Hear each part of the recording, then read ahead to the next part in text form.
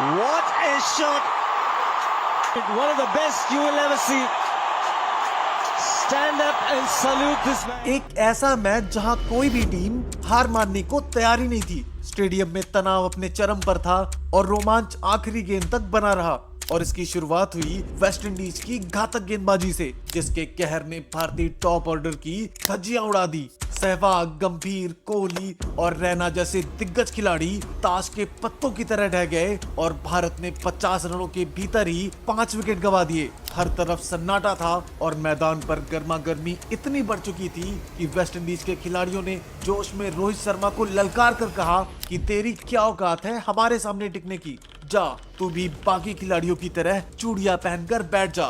बस फिर क्या था, उस एक ताने के बाद रोहित शर्मा ने ऐसा तांडव मचाया कि वेस्ट इंडीज के खिलाड़ी देखते रह गए और भारत ने इतिहास रच दिया। रोमांच से भरे इस मैच की असली कहानी जानने के लिए इस वीडियो को पूरा जरूर देखना। साल 2011 भारत वेस्ट इंडीज के बीच सीरीज का पहला वनडे मैच खेला जाना था और भारत ने टॉस जीतकर पहले गेंदबाजी करने का फैसला किया। भारत की तरफ से विनय कुमार ने पहली गेंद लिंडल सिमंस को यॉर्कर डाली, जिस पर वो आउट होने से बाल बाल बचे। लेकिन दूसरे ओवर में एड्रियन बरात ने उमेश यादव को कट करके जोरदार चौका लगाया और बरात ऐसी ही तेज शुरुआत के लिए जाने जाते थे और भारतीय टीम को ये बात बहुत अच्छे से पता थी। तभी वो तीसरे ओवर में पुल करके एक और शानदार बाउंड्री लगा देते हैं। भारतीय टीम की मुश्किलें ओवर दर ओवर बढ़ती जा रही थी और बरात को रोकना जरूरी हो गया था। तभी विनय कुमार की लहराती गेंद को बरात समझ नहीं सके और पार्थिव पटेल के हाथों में कैच थमा बैठे। हालांकि अंपायर पहले तो हिचकिचाता है, लेकिन तमाम अपील के बाद आखिरकार वेस्ट इंडीज को 18 के स्कोर पर पहला झटका लग जाता है। अब दर्शकों में खुशियों की लहर दौड़ उठी थी और स्टेडियम फैन से इतना ज्यादा खचाखच भर चुका था कि मानो ये कोई वर्ल्ड कप का फाइनल हो। स्टेडियम में एक भी कुर्सी ऐसी नहीं दिखाई दे रही थी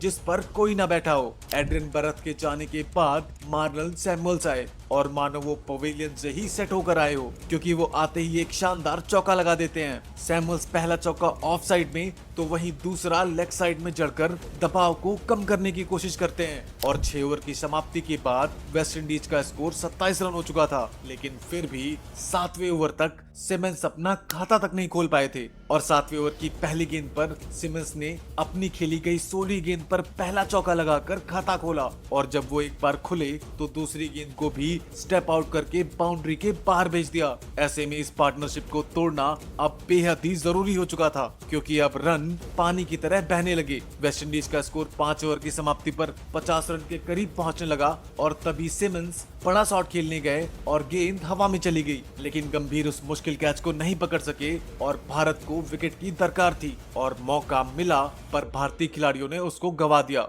खैर ये काफी मुश्किल चांस था और गंभीर जैसे खिलाड़ी इसको नहीं पकड़ सकते थे। तभी वरुण एरन की रफ्तार के सामने सैमुअल्स चारों खाने चित होकर बोल्ड हो जाता है और फिर क्या, भारतीय खिलाड़ियों ने क्या शानदार जश्न मनाया। 46 रनों पर दूसरा झटका भी लग चुका था। हालांकि अब जो होने वाला था उससे हर कोई अनजान था, इसलिए सभी खुशियां मना रहे थे क्योंकि अब मातम पसरने वाला था। सैमुअल्स 10 रन बनाकर पवेलियन चल दिए और वरुण एरन के बाद उमेश यादव ने भी सिमंस की गिल्लियां उड़ा दी। इस विकेट के मिलते ही हर कोई जश्न में डूब गया, क्योंकि भारतीय गेंदबाजों का कहर इस कदर टूटा कि वेस्ट इंडीज की टीम टुकड़ों में बिखर चुकी थी। परंतु फिर कुछ ऐसा हुआ जिसने भारतीय फैंस के चेहरे से खुशियों को मातम में बदल दिया, क्योंकि ऐसा रनों का सैलाब आया कि वेस्ट इंडीज की पारी तूफान की तरह आगे बढ़ने लगी। खैर वेस्ट इंडीज का स्कोर 10 ओवर की समाप्ति पर 52 रनों पर 3 विकेट हो चुका था। हालांकि अब एक तूफान मैदान पर कदम रख चुका था जिसका नाम था डैरन ब्रेवो।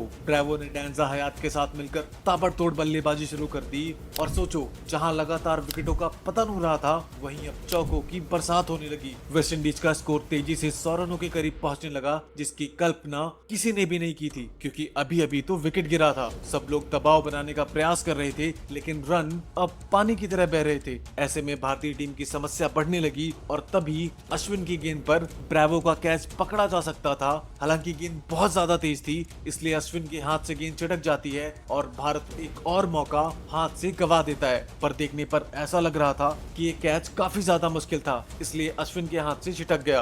तभी 22वें ओवर में ब्रेवो ने जडेजा को आगे निकलकर एक लंबा छक्का जड़ दिया। इन दोनों की तबाही भरी बल्लेबाजी से भारतीय गेंदबाज परेशान थे कि तभी हयात ने इसी चौके के साथ भारतीय टीम का स्कोर 100 रनों के पार पहुंचा दिया और इसी शॉट के साथ दोनों के बीच चौथे विकेट के लिए 50 रनों की पार्टनरशिप भी पूरी हो गई। अब डैरेन ब्रावो अपने 50 रनों की तरफ बढ़ने लगे और भारत ने कई गेंदबाज आजमाए, जिसमें अश्विन जडेजा और यहाँ तक कि सुरेश रैना तक ने गेंदबाजी की, पर किसी को विकेट नहीं मिल सका। यानी अब विकेट लेने का कोई और तरीका ढूंढना पड़ता और तभी डेंजा हयात रन आउट हो जाते हैं। डैरेन ब्रावो ने शॉट खेला और सिंगल पूरा किया, पर हयात को देखकर ऐसा लग रहा था मानो वो कहीं खोए हुए हों, जिसके कारण उन्होंने ब्रावो को नहीं देखा और वो अकेले ही 2 रनों के लिए भाग पड़े और फील्डर्स की बेहतरीन सूझबूझ की वजह से वो रन आउट हो गए। हयात ने 31 रनों की एक शानदार पारी खेली और अब 127 के स्कोर पर वेस्ट इंडीज ने अपना चौथा विकेट भी गंवा दिया। हयात के जाने के बाद कैरन पोलार्ड मैदान पर आए और वो एक ऐसे खिलाड़ी थे जिनकी तबाही से पूरी दुनिया वाकिफ थी, लेकिन दूसरे छोर पर खड़े ब्रावो कितनी आसानी से रन बना रहे थे ये देखने लायक था और वो लगातार गेंदबाजों के लिए एक बड़ी समस्या बनते जा रहे थे। ना ही विकेट गिरने का सिलसिला रुक रहा था और ना ही चौके लगने का। और फिर इसी सिंगल के साथ डैरेन ब्रावो ने अपना 50 भी पूरा कर लिया। साथ में 30 ओवर की समाप्ति पर अपनी टीम का स्कोर 150 रनों के पार भी पहुंचा दिया। इसी बीच सुरेश रैना एक हाफ चांस गंवा देते हैं, यानी इस पार्टनरशिप के बाद ना ही विकेट गिर रहा था और ना ही रन रुकने का नाम ले रहा था और जो भी हाफ चांस मिल रहे थे उसको भारतीय फील्डर्स फुल में कन्वर्ट नहीं कर पा रहे थे। ऐसे में वेस्ट इंडीज टीम एक बड़े टारगेट की तरफ बढ़ने लगी। तभी सुरेश रैना ने एक शानदार गेंद डालकर ब्रावो को बोल्ड कर चारों खाने चित कर दिया। 154 के स्कोर पर वेस्ट इंडीज ने अपना 5वां विकेट भी गंवा दिया और भारतीय खिलाड़ी पूरी तरह से खुश हो चुके थे क्योंकि डैरेन ब्रावो बेहद ही खतरनाक बल्लेबाजी कर रहे थे और ब्रावो 60 रन बनाकर पवेलियन लौटे। अभी विकेट गिरा था लेकिन पोलार्ड बड़े शॉट के लिए चले जाते हैं और बाउंड्री पर खड़े विराट कोहली ने उनका शानदार आसान सा कैच पकड़कर उनको पवेलियन का रास्ता दिखा दिया। इस विकेट के बाद ऐसा लगा मानो भारतीय टीम इस मैच पर पूरी तरह से पकड़ बना चुकी है, क्योंकि जिस तरह से पिछले कुछ ओवर्स में रन आए थे और अब उसके बाद लगातार 2 विकेट आ गए, इसकी वजह से लगा कि भारतीय टीम जबरदस्त वापसी कर चुकी है। लेकिन अभी तो फैंस की खुशियों पर मातम पसरने वाला था और ये खुशियां कुछ ही पल की मेहमान बन गई। खतरनाक कैरन पोलार्ड 13 रन बनाकर पवेलियन के लिए रवाना हो गए। तभी रविंद्र जडेजा ने अपने खतरनाक गेंद से डैरेन सैमी को भी बोल्ड करके वेस्ट इंडीज को एक और झटका दे दिया और अब ऐसा लग रहा था कि भारत ने वेस्ट इंडीज की टीम को बहुत ही बुरी तरह से इस मैच में पीछे धकेल दिया है। ऐसे में जब 7वां विकेट गिरा तो सबको लगा कि वेस्ट इंडीज की टीम 200 रनों तक भी नहीं पहुंच पाएगी, लेकिन अभी तो असली तांडव होना बाकी था, क्योंकि अचानक से उनके पल्ले से रन निकलने लगे। जहां विकेटों का पतन शुरू हो चुका था वहां चौके पर चौके आने लगे। भारतीय गेंदबाजों की मुश्किलें बढ़ने लगी और इसी बीच रामदीन बड़े शॉट के लिए चले जाते हैं और गेंद पिच पर खड़ी हो जाती है। उमेश यादव के शानदार कैच के बाद अब 183 रनों पर 8वां विकेट भी गिर चुका था। हर विकेट मिलने के साथ भारतीय गेंदबाज, भारतीय फील्डर और भारतीय फैंस सभी लोग जश्न मना रहे थे, लेकिन दिक्कत ये थी कि अगले ही ओवर में रनों का पहाड़ खड़ा हो जा रहा था। अब वेस्ट इंडीज की टीम ऑल आउट होने के करीब थी, लेकिन आंद्रे रसल नाम का तूफान अभी भी क्रीज पर मौजूद था और जो अभी भी चौके लगा रहा था। जी हाँ, वही आंद्रे रसल जिसके नाम से आज गेंदबाज खौफ खाते हैं। और फिर क्या, रसल ने एक लंबा छक्का मारकर बता दिया कि ये मैच अभी भी खत्म नहीं हुआ है। हालांकि भारतीय गेंदबाज भी आज मूड में थे और वरुण आर्यन ने रसल को आउट करके वेस्ट इंडीज को एक और झटका दे दिया। 200 रनों तक 9वां विकेट भी गिर गया। हालांकि इस पारी के आखिरी ओवर में केमार रोच ने शानदार बैटिंग कर दी, जिसकी मदद से वेस्ट इंडीज 50 ओवर की समाप्ति पर 211 रन बना लेती है और उनकी तरफ से सबसे ज्यादा डैरेन ब्रावो ने 61 रनों की बेहद ही शानदार पारी खेली। अब भारत के सामने टारगेट तो कुछ खास नहीं था। हालांकि मैच तभी जीता हुआ मानते हैं जब तक मैच की आखिरी गेंद ना डाली जाए और इस मैच का असली रोमांच तो बस अब शुरू होने वाला था। दोस्तों, अगर अब तक ये वीडियो पसंद आई हो तो वीडियो को लाइक जरूर करना।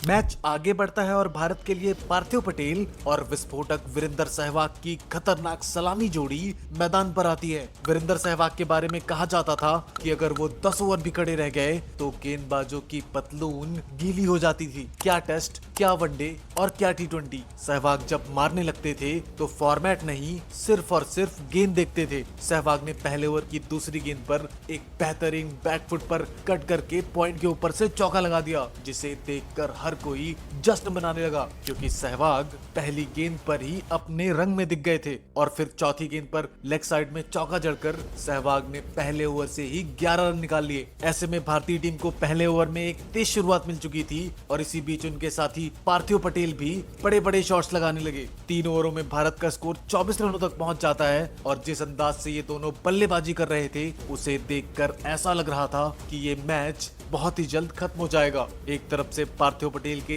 क्लासिकल शॉट्स तो दूसरी तरफ से वीरेंद्र सहवाग का तांडव जारी था। चौथे ओवर में सहवाग ने 3 चौके मारकर एक बार फिर 13 रन लूट लिए। इस ओवर के बाद तो पूरे स्टेडियम का शोर देखने लायक था। लोग गजब का जश्न मना रहे थे, लेकिन तभी कुछ ऐसा हुआ जिसने सभी की उम्मीदों पर पानी फेर दिया, क्योंकि अब शुरू हुआ विकेटों का पतन। 5वें ओवर में पार्थिव पटेल कट करने गए, लेकिन गेंद सीधा फील्डर के हाथ में मार बैठे। केमार रोच कैच पकड़ने के बाद उछल पड़ता है और वेस्ट इंडीज के खिलाड़ी जश्न में डूब जाते हैं। 37 के स्कोर पर भारत को पहला झटका लगता है और पार्थिव पटेल के आउट होने के बाद क्रीज पर आते हैं मिस्टर कंसिस्टेंट के नाम से मशहूर गौतम गंभीर। उन दिनों ऐसा माना जाता था कि राहुल द्रविड़ के बाद गौतम गंभीर ही एक ऐसे खिलाड़ी हैं जो लगभग हर मैच में भारत की लड़खड़ाती पारी को संभाल सकते हैं। लेकिन आज गौतम गंभीर पहली ही गेंद से आक्रामक खेलने का प्रयास करते हैं और एक शानदार चौका भी लगाते हैं, लेकिन फिर उसी ओवर में वो आउट भी हो जाते हैं, क्योंकि एक बार फिर से गंभीर उसी शॉट के लिए गए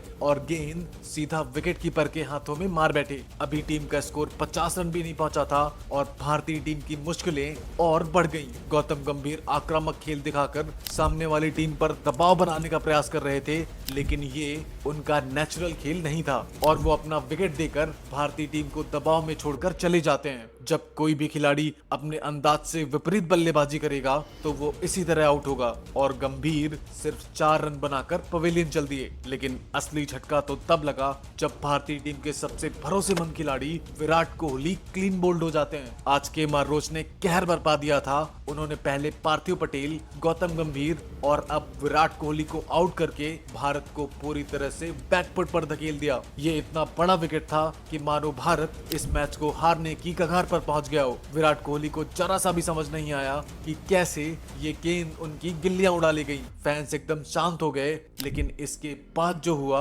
उसने इस मैच को जीतने की उम्मीद को पूरी तरह से मैदान पर ही दफन कर दिया, क्योंकि विराट कोहली के आउट होने के बाद आंद्रे रसल ने वीरेंद्र सहवाग को भी क्लीन बोल्ड कर दिया और बोल्ड करने के बाद रसल ने शानदार जश्न मनाया, क्योंकि अब तक तो वेस्ट इंडीज की टीम इस मैच को लगभग जीत चुकी थी। ये उनका विकेट लेने का जश्न नहीं था, बल्कि मैच जीतने की खुशी थी। 10 रनों के भीतर ही भारतीय टीम अपने 4 विकेट गंवा देती है और भारत की आखिरी उम्मीद सहवाग भी 20 रन बनाकर चलते बनते हैं। लेकिन इनके जाने के बाद मैदान पर आते हैं सुरेश रैना। ऐसा लगा कि वो पारी को आगे लेकर चलेंगे, लेकिन आंद्रे रसल की गेंद पर वो भी आउट हो गए। मैदान पर दर्शकों को देखने पर ऐसा लग रहा था मानो किसी ने टीवी पर विकेट गिरने की हाईलाइट लगाकर छोड़ दी हो। मात्र 59 रनों पर आधी भारतीय टीम पवेलियन जा चुकी थी और वेस्ट इंडीज मैच को लगभग जीत चुकी थी। वहीं दूसरी तरफ भारतीय खेमे में सन्नाटा पसर गया। रैना को अच्छे से पता था कि ये मैच अब हाथ से निकल चुका है, क्योंकि सुरेश रैना सिर्फ 5 रन बनाकर आउट हो गए और अब मैदान पर वो शख्स आता है जिसको आज हम लोग हिटमैन के नाम से जानते हैं, रोहित शर्मा। और आते ही वो धीरे धीरे पारी को आगे बढ़ाना शुरू कर देते हैं, लेकिन वो अकेले कितना ही रन बना पाते। इसी बीच रोहित शर्मा ने एक जबरदस्त छक्का मारकर बता दिया कि उन्होंने अभी हार नहीं मानी है और ये देखने के बाद पूरा स्टेडियम खुशी से झूमने लगा।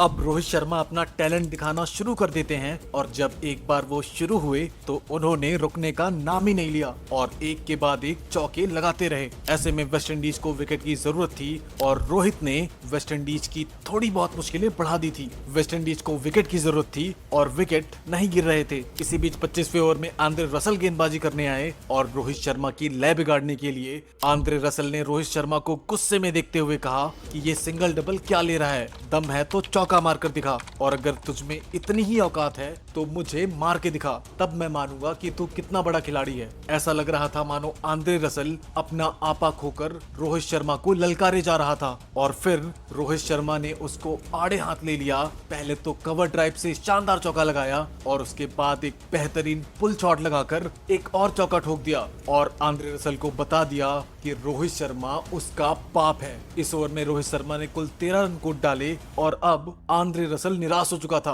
हालांकि उसे कहाँ पता था कि ये तो बस शुरुआत है, और आगे जो होने वाला है वो कभी नहीं भूल पाएगा। वहीं दूसरी तरफ रवींद्र जडेजा भी कहाँ पीछे रहने वाले थे। उन्होंने भी अपना हाथ खोला और पोलार्ड को कट करके बेहतरीन चौका लगा दिया। भारतीय टीम का स्कोर तेजी से 150 रनों के करीब जाने लगा, और दोनों ही खिलाड़ियों के बीच एक शानदार पार्टनरशिप बन रही थी। यहाँ से अब 138 गेंदों में 81 रन बनाने थे, और जिस रफ्तार से बाउंड्री आ रही थी उसे देखकर ऐसा लग रहा था कि भारत इस मैच को आसानी से जीत लेगा। जहां एक वक्त 59 रनों पर 5 विकेट गिर चुके थे, तो वहीं अब दोनों के बीच लगभग शतकीय पार्टनरशिप होने ही वाली थी। लेकिन तभी कुछ ऐसा हुआ कि वेस्ट इंडीज इस मैच में बहुत ही ऊपर आ जाती है, क्योंकि ये पार्टनरशिप टूट जाती है और मैच को जीतने की उम्मीद पूरी तरह से खत्म हो जाती है, क्योंकि 29वें ओवर में एक बार फिर से कैरन पोलार्ड आता है और वो रवींद्र जडेजा को अपने जाल में फंसा लेता है। वेस्ट इंडीज को अच्छे से पता था कि ये कितना बड़ा विकेट है और कितने इम्पोर्टेंट टाइम पर आया है। अभी भी भारत को 139 गेंदों पर 70 रनों की जरूरत थी, पर समस्या की बात ये थी कि अब रोहित शर्मा इकलौते ऐसे बल्लेबाज थे जो इस टारगेट को हासिल कर सकते थे, क्योंकि दूसरी तरफ कोई प्रॉपर बैट्समैन नहीं था, और रवींद्र जडेजा 38 रनों की बेहतरीन जुझारू पारी खेलकर आउट हो चुके थे। और इसी बीच रोहित शर्मा ने इस शॉट के साथ अपना 50 भी पूरा कर लिया। पूरा ड्रेसिंग रूम इस 50 को एक शतक की तरह सेलिब्रेट कर रहा था, क्योंकि ये बहुत ही मुश्किल परिस्थिति में आया था। अब टीम का स्कोर 154 रनों पर 6 विकेट होता है, और ये उनके करियर की 9वीं 50 थी, और अब उनका साथ देने के लिए मैदान पर आ चुके थे रविचंद्रन अश्विन। पर सारा का सारा दारोमदार रोहित शर्मा के कंधों पर होता है, और इसी बीच रोहित शर्मा ने इस मैच की सबसे बड़ी गलती कर दी, और रोहित की वजह से ये मैच भारत के हाथ से लगभग निकल गया। और इसीलिए रोहित शर्मा बुरी तरह से रोते हुए दिखे, क्योंकि उन्होंने एक सिंपल सा शॉट खेला, गेंद पॉइंट की तरफ गई और वो 1 रन आसानी से पूरा कर लेते हैं। सब कुछ बढ़िया चल रहा था, लेकिन फील्डर ने गेंद को थ्रो किया, और तब पता चला कि रोहित शर्मा दूसरे रन के लिए भी भाग पड़े हैं। लेकिन समस्या ये थी कि रविचंद्रन अश्विन अपने ही जगह पे खड़े थे। ऐसे में आखिरकार अश्विन को जबरन अपना विकेट बलिदान करना पड़ता है। रोहित शर्मा को अपनी गलती का पछतावा करने के सिवाय कोई चारा नहीं था। स्टेडियम में सन्नाटा पसर गया, और भारत का स्कोर 31.4 ओवरों में 7 विकेट खोकर 158 रन होता है। अभी भी भारतीय टीम को 110 गेंदों में 54 रन बनाने थे, और हाथ में केवल 3 ही विकेट बचे थे। रविचंद्रन अश्विन भी 6 रन बनाकर वापस चले गए, और ऐसे में अब रोहित को छोड़कर कोई दूसरा बल्लेबाज थोड़ी मोड़ी भी बल्लेबाजी नहीं कर पाता था। परंतु उसी बीच फील्ड पर बहुत ही बड़ा चमत्कार देखने को मिला, और अभी अभी आए विनय कुमार ने रोहित शर्मा के साथ मिलकर शानदार बैटिंग का मुजाहरा पेश किया। रोहित ने बिना कोई बाउंड्री लगाए सिंगल डबल लेकर स्कोर को 200 रनों तक पहुंचा दिया। 8वें विकेट के लिए दोनों के बीच 41 रनों की पार्टनरशिप पूरी हो चुकी थी, यानी अब एक बार फिर से मैच भारत की तरफ मुड़ चुका था। यहाँ से 29 गेंदों में सिर्फ 11 रन बनाने थे, यानी अब भारत जीत से केवल 2 कदम दूर था। परंतु तभी मैच ने ऐसी करवट ली कि भारतीय टीम की रूहें कांप गई। रोहित समेत पूरे स्टेडियम में मातम पसर गया, और ड्रेसिंग रूम से लेकर फैंस के चेहरे पर चिंता की शिकन दिखाई देने लगी, क्योंकि रोहित शर्मा एक आसान सी गेंद पर बोल्ड हो जाते हैं। इस एक विकेट ने वेस्ट इंडीज की गेम में वापसी करा दी। दुख में डूबे रोहित शर्मा के पैर पवेलियन जाने से इनकार कर रहे थे, लेकिन रोहित शर्मा ने आउट होने से पहले 72 रनों की क्या बेहतरीन पारी खेली थी। अभी भी भारत को जीत के लिए 11 रन बनाने थे, और हाथ में केवल 2 ही विकेट बाकी थे, जो कि अब काफी मुश्किल हो गया था, क्योंकि भारत के पास रोहित इकलौते बल्लेबाज बचे थे, और अब जो 2 बल्लेबाज क्रीज पर थे वो दोनों ही गेंदबाज थे, जिनको बल्लेबाजी के बारे में कुछ नहीं पता था। हालांकि उसके बाद जो हुआ उसने रोहित के किए कराए पर पूरी तरह से पानी फेर दिया। एक तो जीत भारत से दूर भाग रही थी, और उसी बीच जो थोड़ी मोड़ी उम्मीद बची थी वो भी मैदान में दफन हो गई, क्योंकि विनय कुमार जो ठीक ठाक बल्लेबाजी कर रहे थे वो भी अपना विकेट गवा बैठे, यानी अब भारत के 9 विकेट गिर चुके थे, और अभी भी भारत को 11 रनों की जरूरत होती है, और वेस्ट इंडीज की टीम जीत का जश्न मना रही थी। विनय कुमार बड़ा शॉट खेलकर मैच को खत्म करना चाहते थे, लेकिन कैच की वजह से वो टीम को मुश्किल में छोड़कर वापस पवेलियन चल दिए। विनय कुमार ने 18 रन बनाए, जो कि कई मेन बल्लेबाजों के स्कोर से भी ज्यादा था। आज आज ये मैच हर मोड़ पर करवटें बदल रहा था। ऐसा लग रहा था मानो ये कोई मैच नहीं बल्कि थ्रिलर मूवी हो। अब यहाँ से उमेश यादव और वरुण एरन ने पारी को संभालने का प्रयास किया क्योंकि हर एक रन भारत को जीत के करीब पहुंचा रहा था। तभी वेस्टइंडीज ने एक गंदा खेल दिखाया और वो फालतू की रनआउट की अपील करने लगते हैं और देखकर साफ साफ लग रहा था कि वेस्टइंडीज के खिलाड़ी जबरदस्ती अंपायर पर दबाव बनाने का प्रयास कर रहे हैं। वरुण एरन रन लेना चाहते थे लेकिन उमेश यादव ने उनको मना कर दिया। लेकिन जब रिप्ले में देखा गया तो पता चला कि एरन आउट होने से साफ बच चुके हैं और फिर अंपायर ने इसे नॉट आउट करार दिया। यानी अभी भी भारतीय टीम के लिए जीत की उम्मीद जिंदा थी। इसी बीच वरुण एरन ने बॉल को कट किया और गेंद बाउंड्री के पास जा रही थी। फील्डर ने पकड़ने का प्रयास तो किया लेकिन पकड़ नहीं पाया और इससे भारत को एक चौका मिल जाता है। रोहित शर्मा का ये चेहरा बता रहा था कि ये मैच कितने रोमांचक मोड़ पर जा चुका है। पूरे देश की सांसें मानो थम सी गई थी और अब भारत को 8 गेंदों पर 3 रनों की जरूरत थी। उमेश यादव स्ट्राइक पर खड़े थे और वहीं वेस्टइंडीज को जीतने के लिए केवल 1 विकेट लेना था। इस मैच को जीतने के लिए गेंदबाज गेंद डालता है लेकिन उमेश यादव ने एक शानदार चौका मारकर पूरे स्टेडियम को झूमने पर मजबूर कर दिया और मैच जीतने के बाद हर कोई रोहित को उस पारी के लिए धन्यवाद कर रहा था क्योंकि रोहित शर्मा ने 72 रनों की शानदार पारी खेली थी और जिसकी वजह से भारत इस मैच को जीत सका। डैरेन सैमी निराश हो चुके थे क्योंकि वेस्टइंडीज एक वक्त पर 59 रनों पर 5 विकेट गिराकर इस मैच को लगभग जीत चुकी थी लेकिन रसेल की ललकार ने उनको हार का मुंह दिखा दिया। वहीं उमेश यादव गर्व से सीना चौड़ा करके लोगों से हाथ मिला रहे थे। इस मैच को भले भारत जीत गया लेकिन इस पूरे मैच के दौरान दोनों टीमें हार मानने को तैयार ही नहीं थी।